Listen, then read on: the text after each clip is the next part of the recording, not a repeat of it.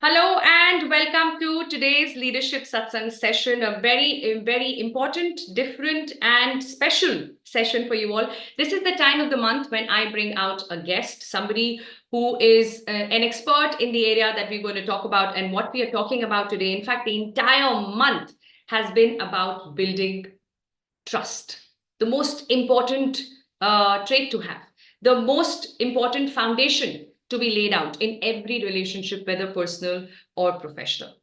I'm your leadership coach, Yukti Kapoor Mehndiratta, welcoming you to today's Leadership Satsang session and thanking you for being a part of this session week after week after week. So, may I know which part of the world are you connecting from today? Where are you right now? And which part of the world are you in, so that I can acknowledge your presence here for the satsang session. And thank you for being here, because it really matters so much to me that you look forward to these sessions, and so do I. And that's when it becomes even more exciting to bring out relevant stuff that will be useful for you. So we love doing this work and the research, knowing that you are valuing it, that you are looking forward to it. So means a lot. Thank you so much. Thank you, every single person here who's made the time to join us live for satsang. This is the week when we will have someone with me and I will be in discussion to go a little deeper, especially when it comes to trust. I thought another important aspect of trust that I want to bring out for you all is how can we build trust in organizations, right? So more on that later. First, we do what we always do, and that is to bring ourselves into this moment completely. And we do that by chanting Om together, knowing that Om is not a religious chant, but the most powerful universal chant that can help you to be in the now. And the more you practice being in the now, the more meaningful life is, the more new experiences you can create. Right? Experience can only be created in the moment. If you're not in the moment, you're only recalling something that happened yesterday or dreaming about something that you want should happen tomorrow. That's not an experience. Experience is about the moment that you're living, that you're breathing in right now, in this moment. So if you really want new experiences, you need to bring in the practice of being in the now. And that's also called as being mindful, the mindfulness that we're all talking about. So a simple way of doing that is to chant Om. You could do it for much longer in your own space and time, but for this session, we will chant Om 5 times together. I will keep the count for you. I need you to see if your environment and your space allows you to chant this out loud. If you can, you will feel those vibrations, and that's where the magic lies. Yeah. So may I invite you to please straighten your spine, sit straight, as comfortable as you can. Take a nice deep breath in, relax your shoulders, relax any part of your body that feels stiff, and gently close your eyes. And let's focus a bit on your breathing right now. Let's breathe in and breathe out. Just for a moment, if we could forget about everything else and everyone else, and just be with your breathing, knowing that you're right here with your breath. Feel the coolness of the air at the edge of your nostrils and the warmth as you exhale. And with the next breath in, please prepare yourself to chant Om 5 times with me. Om.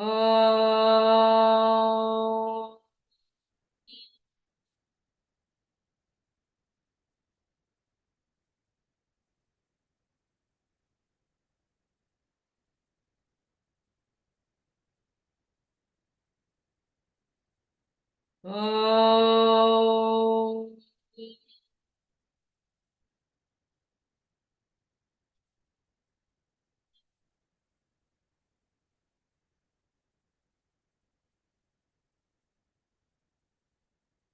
Om.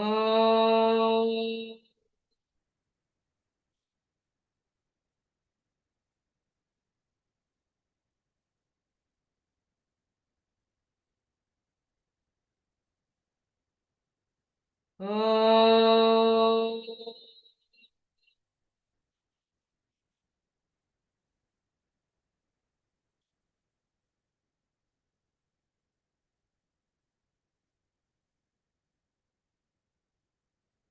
Oh.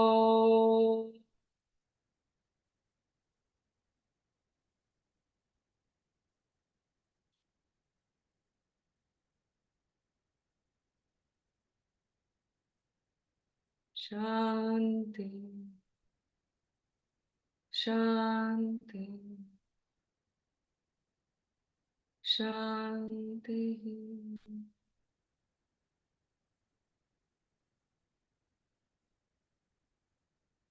And whenever you're ready, please rub your palms together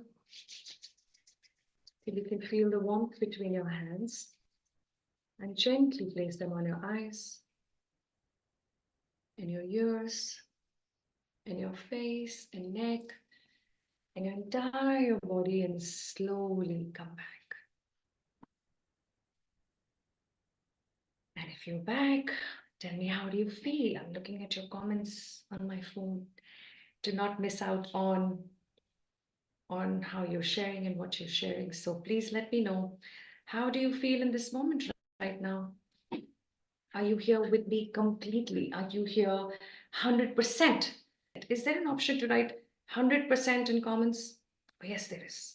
Let's use that option, because there is no option but to be 100% in every moment that we live. Because if we choose that, then we choose to live fully, completely.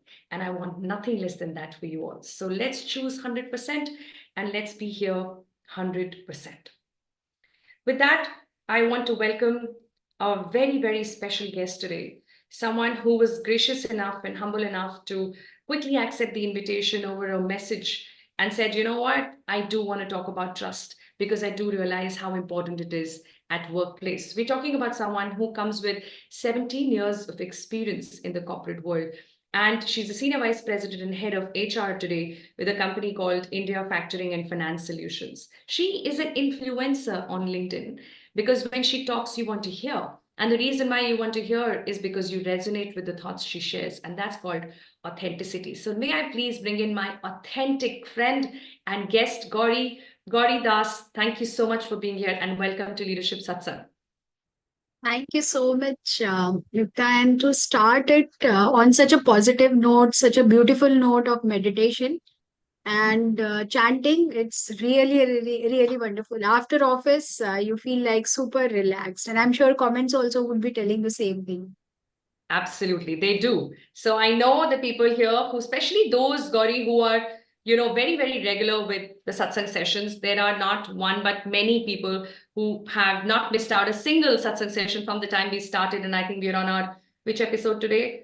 I'm not keeping a close track on that, but 73rd episode. Like, that's a big Wow. deal. We've got 72 episodes down. And it's really nice to see the consistency with which people have shown up and supported this platform. So thank you to all these amazing, beautiful leaders there who want to keep learning. Let's add some more learning to that, Gauri, today with our discussion Sure. on how we can build trust. So to give you a little bit of a background on how we choose the guest and how we choose the topic for the third week of the month, there is a community called Mindful Masterminds that are nurtured on WhatsApp. And every month I put out a leadership skill that I want them to work upon and improve upon. And so we thought of working on building trust this month. So the last 2 weeks were also dedicated on trust. I brought out elements of trust. I brought out different aspects of trust.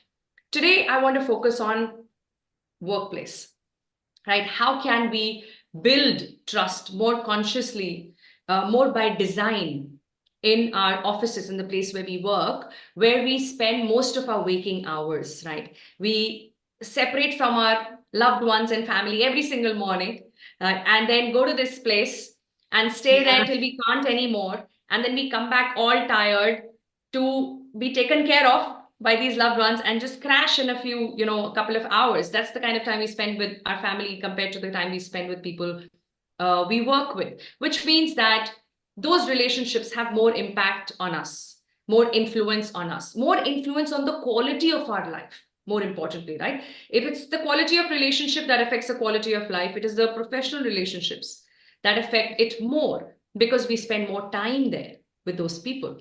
So I want to understand from you, being part of HR. Now, HR is a department where I believe, and you can correct me if I'm wrong, but I believe that the expectations are always much higher than what can be met with, because anytime anything goes wrong in a company, everybody together looks at HR to fix it for them.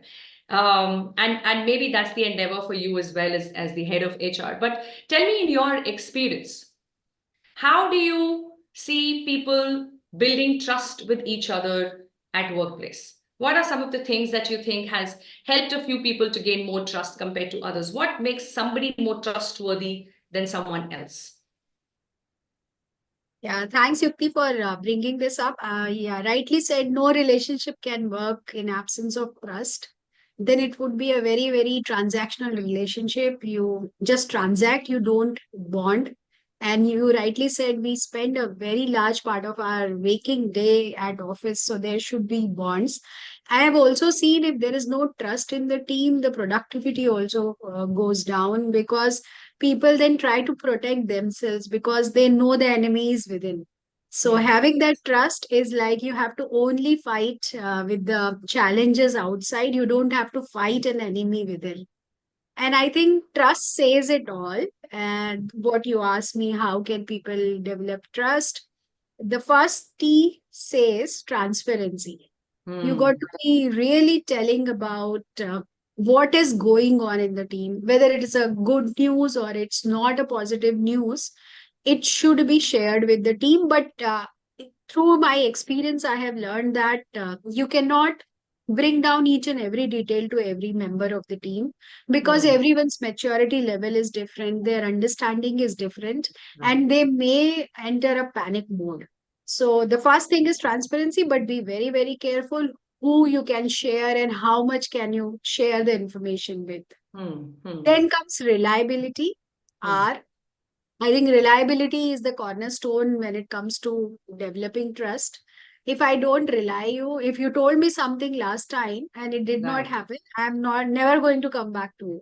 So this, Absolutely. yeah, Hmm. walking the talk or following what you have said or what you have done last time, and that's where the challenges come in organization when you try to make an exception for someone.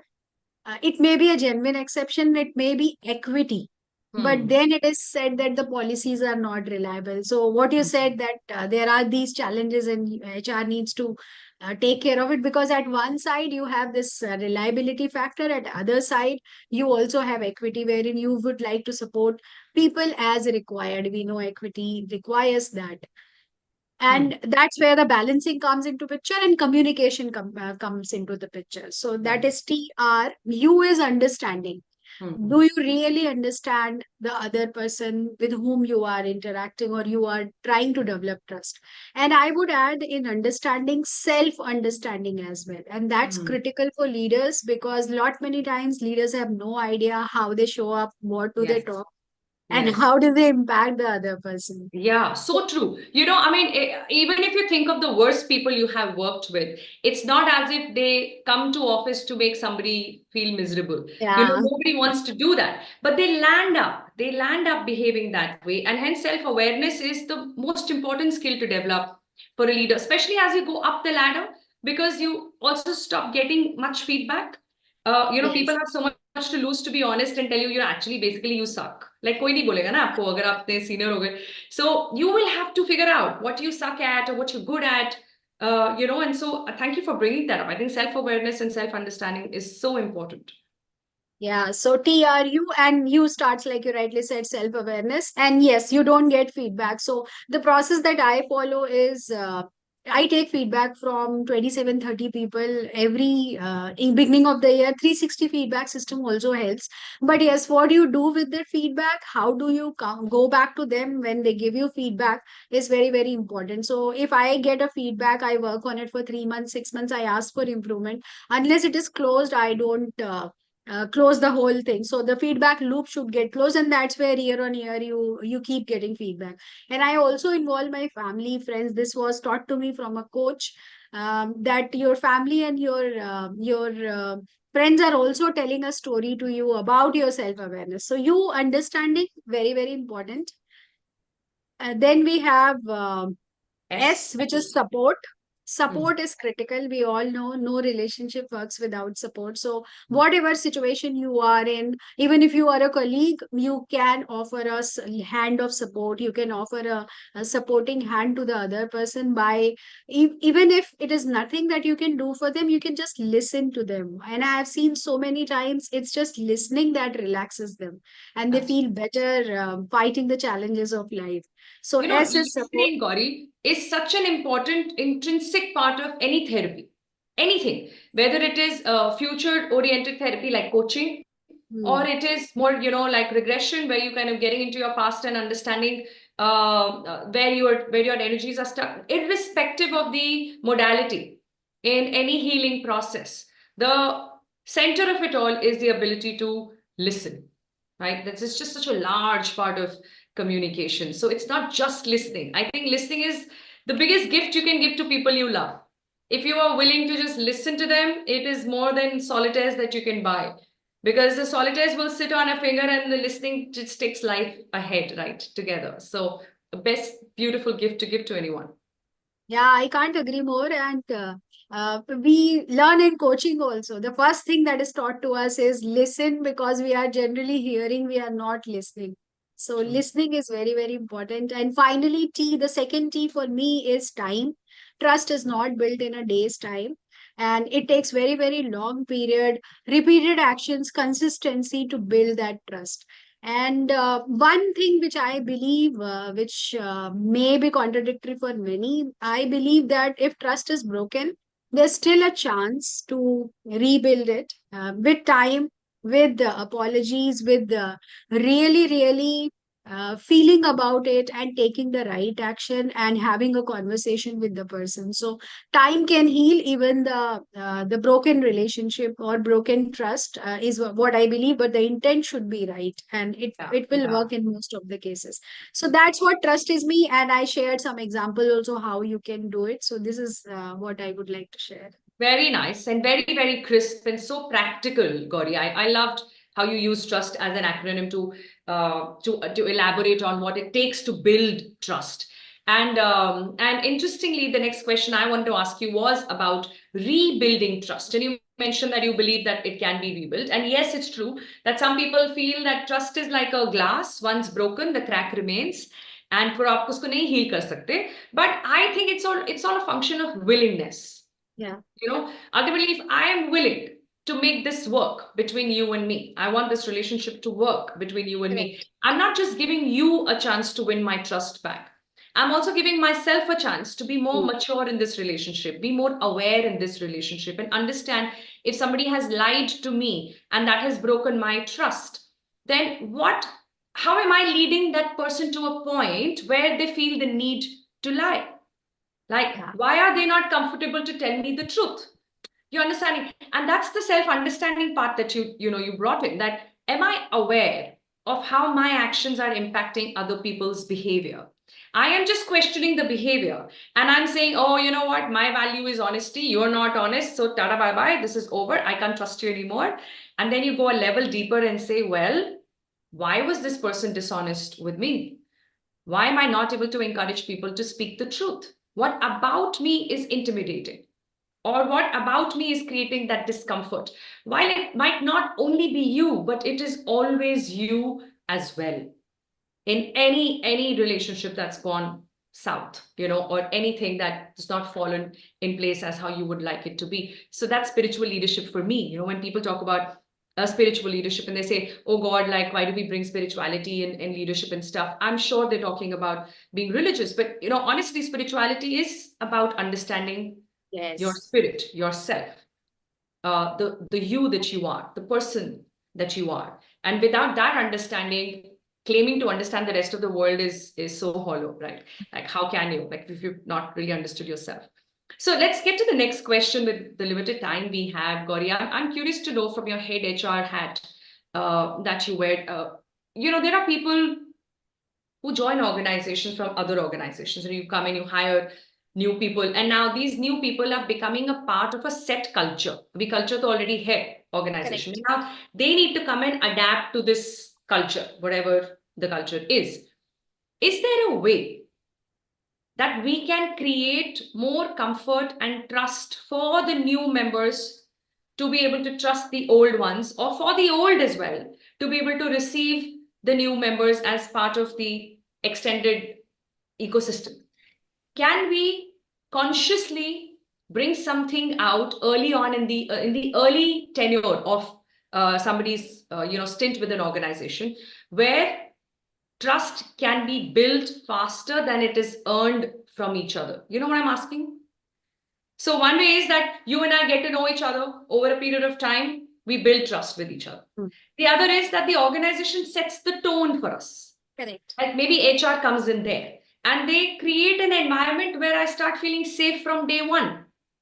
And I know that we are all on the same side of the table. Can something like that be done? Is it being done by any organization? Is it possible to build trust as a part of the orientation where we talk about company values and this and that? How do you see that?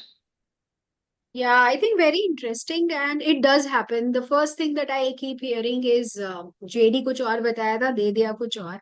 I Hmm. am not doing what I was told that I would be doing, and that's the most important reason for infant attrition. So I think HR plays a critical role when it comes to this, because right from the first touch point, and first touch point is not when you connect with the candidate. The first touch point is when you have the intent to have someone for a position. Hmm. So it Hmm. starts from that intent, then it goes to JD, then it goes to each and every touch point that you build with the candidate. There are communication processes which you need to follow, the connect. Say, for example, there are certain processes like even before joining, or even before I'll start with the interview, even before finalizing the offer, people are invited to office to look at how things are, because culture is not in the policies that you can send it to someone. Hmm. Culture is in behaviors, and especially how leadership team behaves. And Hmm. now there are so many ways to look at it, because there is social media, people are talking about it. So one good example would be to have someone in the office. It may not be possible in all setups, but wherever possible after resignation, a lot many times it may be possible. The second thing is having a regular connect, a coffee meet, a lunch meet, a dinner meet with the candidate when they have accepted the offer. And generally Hmm. the notice period is 90 days, so you can have a connect. When you talk in a relaxed setting, you really get your real self out there. So Yeah. that is another thing. Then when employee comes in, like you rightly mentioned in the orientation, we can talk about some stories. And when Hmm. do you really see someone behaving in their true self is when there is stress. So Hmm. there can be stories of how people manage failures in the organization. How did they manage stress? That must be part of the induction program, and it should not be shared just by HR, but also business leaders, because that builds in more credibility. And True. having them in the having business in the induction program also shows the candidate that the program has sponsorship from the organization, from the leadership team, right? So that is another thing. Regular communication with employees, town halls, and such stories. Say, for example, someone does a mistake, and I recollected when you were talking, when my daughter lied to me for the first time when she entered the teenage stages, and I Hmm. questioned her after that. Tufan was gone, and I asked her क्यों झूठ बोला आपने, and she Hmm. said मुझे डर लग रहा था कि आप अप्रूव नहीं करोगी ये, इसीलिए मैंने झूठ बोला. एंड मार्क्स कम आए, मुझे लगा आप डांटोगी, इसलिए मैंने बताया नहीं कि ये हुआ. सो यही दो रीजन प्राइमरीली होते हैं. There is fear and there is a kind of not getting approval. So if we can bring up those stories in regular town halls without mentioning anyone's name, that Hmm. would be another way of building trust. But Hmm. walking the talk would be most important. And if I have to sum up everything in one word, it would be psychological safety. If we can create that, we will have trust. Yeah, absolutely. But psychological safety is well understood theoretically, Gauri. I'm just going to say Yeah. the way I see so many people I interact with as a coach, and of course, I've been in the corporate world as well. I worked with Citi and Barclays for about a decade, and I saw with real proximity that that people feel the need to survive in this competitive environment, and the way to survive is to ensure that you shine brighter than the rest. So From that mindset comes withholding information. From that mindset comes more competition than collaboration. Running faster to the boss with information that the whole team worked with. The whole team has worked at it, but you are the fastest, messenger, and then you are perceived to be the face of the initiative. So these kind of things, which we also can call as politics, I mean, as a very broad term here, this is what takes away the comfort that you need. It is an indicator of lack of trust. So one thing that I want to share as we conclude this session, it's very, very important, is that we often confuse the challenges that we see as the real problem. Whereas the real problem is lack of trust and not those challenges on the surface, like people not agreeing with each other. No agreement, no consensus happens. This is lack of trust.